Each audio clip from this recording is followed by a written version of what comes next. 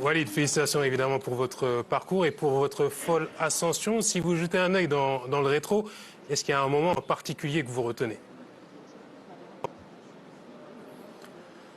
Ce que je retiens, c'est cette Coupe du Monde forcément et le match contre l'Espagne qu'on gagne au pénalty. Ça montre aussi, avec l'humilité qu'on peut avoir quand on est coach, que ça peut jouer sur des détails parce qu'on aurait pu se faire éliminer sur cette séance de pénalty. Ça nous a souri et derrière, ça nous a permis de jouer ce fameux quart de finale pour marquer l'histoire. Donc oui, ce match contre l'Espagne, peut-être le match aussi contre la Belgique. Il y a tellement de souvenirs dans cette Coupe du Monde. Mais c'est surtout aussi l'amour que le peuple marocain nous a donné, et aussi tous les pays africains qui nous ont soutenus. Sincèrement, on a senti cette énergie à la Coupe du Monde, que tout un continent était derrière nous match après match.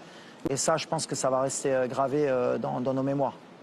Et finalement, quand vous êtes arrivé, vous étiez là depuis 2 mois au moment de la Coupe du Monde, 2, 3 mois.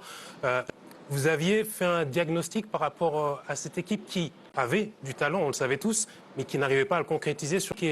Quels sont les leviers que vous avez activés pour qu'elle aille jusqu'en demi-finale? L'objectif, en fait, la chance peut-être que j'ai eue, c'est que 10 ans auparavant, j'ai été nommé adjoint du sélectionneur Rachid Taoussi. On était à peu près dans les mêmes conditions avant la CAN 2013 en Afrique du Sud. On avait été élu 4 mois avant la compétition. On s'était qualifié sur un match retour contre le Mozambique.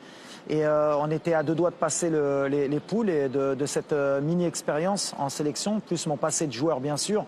Et le fait de connaître très bien aussi les joueurs marocains, puisque je suivais la sélection, ça m'a permis justement de bien réfléchir au